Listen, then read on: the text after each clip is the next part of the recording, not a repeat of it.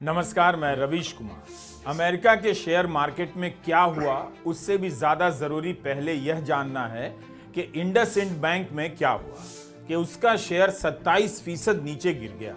900 रुपए का शेयर गिरकर 655 रुपए पर आ गया। 5 दिनों के भीतर यह स्टॉक 34% गिर चुका है। 5 मार्च को यह स्टॉक करीब 1000 पर ट्रेडिंग कर रहा था और 11 मार्च को एक समय 650 रुपए से नीचे चला गया। 656.80 पर बंद हुआ। मनी कंट्रोल ने लिखा है कि इंडसइंड के शेयरों के डूबने से म्यूचुअल फंड को 6000 करोड़ का नुकसान हुआ है। सीएनबीसी की रिपोर्ट है कि बैंक की मार्केट कैप से 1 घंटे में 18,000 करोड़ रुपए स्वाहा हो गए। इस बैंक के 4 करोड़ खाता धारक हैं। जाहिर है उनकी नींद उड़ गई होगी। इंडसइंड बैंक ने कहा है कि 1500 करोड़ का हिसाब गड़बड़ होने से उसकी कुल क्षमता पर कोई असर नहीं पड़ेगा। बैंक नेटवर्थ पर पड़ने वाले असर से निपटने में सक्षम है। इसके बाद भी आज यह बैंक शेयर बाजार में अपना भरोसा हासिल नहीं कर पाया। भारत और अंतर्राष्ट्रीय ब्रोकरेज फर्म तो यही कह रहे हैं कि इंडसइंड बैंक ने अपनी साख खो दी है। नुवामा इंस्टीट्यूशनल इक्विटी का कहना है कि बैंक की कमाई पर असर पड़ेगा। बैंक में जो हो रहा है उसकी टाइमलाइन चिंताजनक है। तीसरी तिमाही की कमाई के आंकड़े जारी होने से ठीक पहले सीएफओ ने इस्तीफा दे दिया। सीईओ को 3 की जगह 1 साल का विस्तार दिया गया और अब इसके डेरिवेटिव पोर्टफोलियो में गड़बड़ी देखी जा रही है, जिस कारण यह सब हुआ है। कोटक इंस्टीट्यूशनल इक्विटी ने कहा है कि बैंक ने अपनी क्रेडिबिलिटी खो दी है। ग्लोबल ब्रोकरेज फर्म यूबीएस ने इंडसइंड बैंक के शेयर पर अपनी रेटिंग को डाउनग्रेड कर दिया है। वैश्विक ब्रोकरेज जेफरीज ने इसके शेयर की टारगेट प्राइस कम कर दिया। एक समय पर बैंक का शेयर 1576 पर पहुंच गया था और 11 मार्च को 656 पर आ गया। इंडसइंड बैंक के एमडी और सीईओ सुमंत कटपालिया का कार्यकाल 3 साल के लिए बढ़ाने की अनुमति मांगी गई थी, लेकिन रिजर्व बैंक ने 1 साल के लिए ही अनुमति दी। इस खबर के आने के बाद ब्रोकरेज फर्म्स ने बैंक के शेयर की रेटिंग को डाउनग्रेड कर दिया और टारगेट प्राइस में कटौती की। खबर है कि इसके बाद बैंक के सीईओ ने एनालिस्ट की मीटिंग में कहा कि शायद आरबीआई को उनके नेतृत्व करने की क्षमता पर संदेह होगा, इसलिए 1 ही साल का विस्तार मिला है। हम आरबीआई के फैसले का सम्मान करते हैं। मुझे नहीं लगता कि इससे बैंक के रोजमर्रा के काम पर असर पड़ेगा। इंडसइंड बैंक के विज्ञापन का एक नारा है, जानकार बनो और जागरूक रहो। तो ये वीडियो हम इसलिए भी बना रहे हैं ताकि आप जानकार बने और जागरूक रहें। इसी तरह फरवरी महीने में महाराष्ट्र के न्यू इंडिया बैंक से पैसा निकालने पर अचानक रोक लगा दी गई। ग्राहक 25,000 तक ही निकाल सकते हैं। जांच से पता चला कि 10 करोड़ रखने की क्षमता थी, लेकिन हाथ में कैश 122 करोड़ रुपए मिले। 3 लोग गिरफ्तार किए गए। इससे एक और भारत का पता मिलता है। रिजर्व बैंक ने कहा कि 50% खाता धारकों के खाते में 25,000 रुपए ही हैं, वे अपना पूरा पैसा निकाल सकते हैं। तो ये हालत है। 1.25 लाख में से 50% खाता धारक के खाते में मात्र 25,000 रुपए हैं। इंडसइंड बैंक आपसे क्या कहता है? जानकार बनो, जागरूक रहो। ठीक से वीडियो देखिए। क्या इंडसइंड बैंक के 4 करोड़ ग्राहक जागरूक हो पाए हैं, जानकार बन पाए हैं कि उनके बैंक में क्या हुआ है? क्यों ऐसी गड़बड़ी हुई कि बैंक को 1500 करोड़ रुपए का झटका लगा? कितने दिनों से खबरें चल रही हैं कि भारत के बैंकों ने 16 लाख करोड़ से भी ज्यादा की रकम राइट ऑफ कर दी है। यह इस आधार पर किया जाता है कि एक दिन बैंक वसूलेंगे, लेकिन सरकार को बताना चाहिए कि कितना पैसा अभी तक वसूला गया है। 16 लाख करोड़ किनके माफ हुए, नाम भी बता दे सरकार। तो क्या अब इसका दबाव दूसरे बैंकों पर भी दिखने लगा है? खबरों में तो आपको यही सब बताया जाता है कि प्रधानमंत्री मॉरिशस गए हैं और वहां उनका भव्य स्वागत हुआ है। स्वागत ही अब इस देश की हेडलाइन है। पूरी विदेश नीति विदेशों में प्रधानमंत्री मोदी के स्वागत करवाने में जुटी लगती है। 23 करोड़ निवेशकों को समझ नहीं आ रहा कि कौन सी फिल्म देखें, कल हो ना हो देखें या कल किसने देखा है देखें। बिहार में चुनाव आने वाला है, तो अचानक वहां से विदेश मंत्रालय के प्रवक्ता भोजपुरी बोलने लग गए, लेकिन ट्रंप ने भारत के बेनकाब करने की बात कही। उस पर ना इंग्लिश में बोल पा रहे हैं, ना हिंदी में, ना भोजपुरी में। बाजार में खून खराबा मचा हुआ है। मंदी आ गई का शोर उठने लगा है। 10 मार्च को जिस तरह से अमेरिका से लेकर जापान तक के बाजार में धूम धड़ाम हुआ है, भारत के भी 23 करोड़ निवेशक सोच रहे होंगे कि उनका क्या होगा। सितंबर से भारत का बाजार जमीन पर पसरा हुआ है। अगर और गिरा तो जो भी मुनाफा बचा हुआ है वह भी निकल जाएगा। क्या इन 23 करोड़ लोगों को भी मुफ्त अनाज योजना में अपना पंजीकरण कराना पड़ सकता है?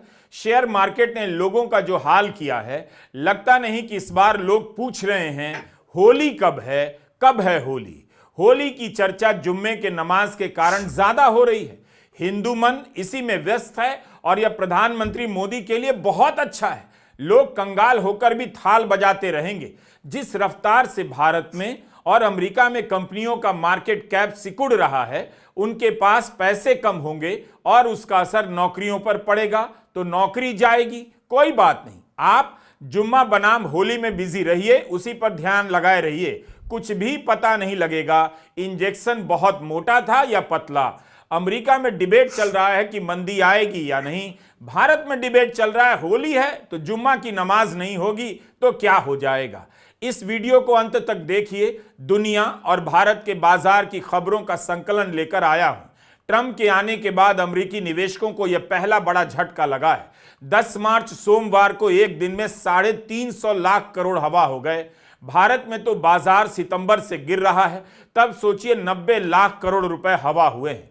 भारत में निवेशकों के जितने पैसे 6 महीने में हवा हुए, उससे कई गुना पैसे तो अमेरिका में एक दिन में गायब हो गए। 11 मार्च को सेंसेक्स और निफ्टी खुलने के साथ ही गिरने लगा, फिर थोड़ा संभला, लेकिन सितंबर से लेकर 11 मार्च का पैटर्न देखिए तो गिरावट ही निरंतर है, शाश्वत है। इसमें बदलाव नहीं हो रहा। भले अमेरिकी बाजार का असर पड़ गया हो, लेकिन ध्यान रखिए कि भारत का बाजार कब से गिर रहा है। इस दौरान भारत का बाजार 9% से ज्यादा गिरा है और यह गिरावट काफी बड़ी है। इनका टाइम ठीक नहीं चल रहा।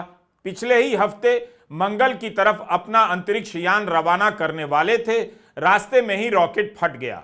मस्क बार बार कह रहे हैं कि उन पर व्यवस्थित तरीके से हमला हो रहा है, फिर भी वो सारे नुकसान झेल लेते हैं। लेकिन अब ऐसा क्या हो गया कि इन्हें बचाने के लिए ट्रंप टेस्ला गाड़ी खरीदने की बात कर रहे हैं। 10 मार्च को टेस्ला के शेयर 15% गिर गए। मस्क लोगों की निगाह में चढ़ते जा रहे हैं। अमेरिका और कनाडा में लोग उनकी कार खरीदना कम कर रहे हैं। मस्क का कहना है कि टेस्ला के खिलाफ प्रायोजित तरीके से डेमोक्रेट और उनके एनजीओ विरोध प्रदर्शन करवा रहे हैं। लेकिन इस साल टेस्ला के शेयरों के दाम में 45% से भी ज्यादा की गिरावट आई है, जबकि 17 दिसंबर को टेस्ला का शेयर $479 तक पहुंच गया, जो इस समय $222 पर आ गया है। अब मस्क के लिए ट्रंप साहब आ गए हैं। ट्रंप ने अपने सोशल मीडिया पर मस्क के बचाव में एक पोस्ट जारी किया है। यही हो रहा है, मस्क ट्रंप का बचाव कर रहे हैं, ट्रंप मस्क का बचाव कर रहे हैं। जनता उसका कोई बचाव नहीं कर रहा। एकदम जैसे राष्ट्र के नाम संबोधन कर रहे हो, उसी अंदाज में ट्रंप लिखते हैं कि सभी रिपब्लिकन, कंजर्वेटिव और सभी महान अमेरिकियों से मैं कहना चाहता हूं, हमारे देश के लिए मस्क सब कुछ ताक पर रख रहे हैं और शानदार काम कर रहे हैं। लेकिन सन की चरम वामपंथी इस कोशिश में हैं कि गैर कानूनी और खुफिया तरीके से टेस्ला का बहिष्कार करवा दें। यह दुनिया में गाड़ी बनाने वाली शानदार कंपनियों में से है। यह कंपनी इलॉन की बेबी है, मगर उन पर हमला करने के लिए, उन्हें नुकसान पहुंचाने के लिए और वे जो मानते हैं उसका विरोध करने के लिए यह सब किया जा रहा है। 2024 के चुनाव में इन लोगों ने मेरे साथ भी यही करने की कोशिश की, लेकिन नतीजा क्या निकला? जो भी हो, मैं मस्क में अपना भरोसा दिखाने के लिए और उन्हें अपना समर्थन देने के लिए कल सुबह एक नई टेस्ला खरीदने जा रहा हूं। वे सही मायने में एक महान अमेरिकी हैं। उन्हें इस बात की सजा क्यों दी जा रही है कि वे अपने शानदार हुनर और अपनी मेहनत को अमेरिका को महान बनाने में लगा रहे हैं। तो ट्रंप टेस्ला खरीदने वाले हैं, तो अब किसी नेता की भक्ति में यह सब भी करना होगा। नेता के चक्कर में मार्केट पर भरोसा कीजिए, पूंजी लगा दीजिए, डूब जाए तो चुप होकर सिसकते रहिए। मैं भारत के बारे में भी कह रहा हूं। आपको याद नहीं, पिछले साल जून में प्रधानमंत्री मोदी शेयर मार्केट को लेकर कैसे कैसे दावे कर रहे थे, और इस साल मार्च में कुछ कह नहीं पा रहे। यह नया दौर है। जरा ठीक से नेता को, उसके दोस्तों को, राजनीति को समझिए। गनीमत है कि प्रधानमंत्री मोदी ने अदानी का इस तरह से बचाव नहीं किया, अपने समर्थकों से नहीं कहा कि थाली बजाना छोड़िए, अदानी के शेयर खरीदिए, बल्कि अदानी को लेकर जब सवाल पूछा गया तो वसुधैव कुटुंबकम करने लगे। आज तक किसी को पता नहीं चला कि अदानी और वसुधैव कुटुंबकम के बीच क्या संबंध है। Can I ask whether you discussed at all today the case of Gautam Adani, who's one of the wealthiest men in Asia and perceived as an ally of Prime Minister Modi? Prime Minister Modi, have you asked the president to take action on that case? Thank you.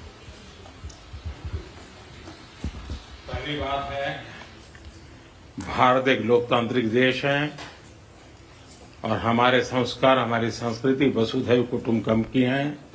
हम पूरे विश्व को अपना एक परिवार मानते हैं। हर भारतीय को मैं अपना मानता हूं। दूसरी बात है, ऐसे व्यक्तिगत मामलों के लिए दो देश के मुखिया न मिलते हैं, न बैठते हैं, न बात करते हैं। लेकिन ट्रंप थोड़े अलग हैं। वे मस्क को वसुधैव कुटुंबकम नहीं कहते। ट्रंप के लिए मस्क अमेरिकन है, वसुधैव कुटुंबकम नहीं। उन्हें पता है कि मस्क के लिए भारत को अपना बाजार खोलना ही पड़ेगा। भारत के उद्योगपति रियल एस्टेट में व्यस्त हैं और अमेरिका के उद्योगपति कुछ और ही गेम में लगे हैं।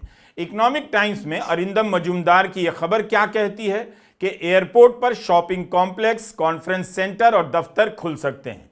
सरकार 11 एयरपोर्ट के निजीकरण को लेकर इस प्रस्ताव पर विचार कर रही है।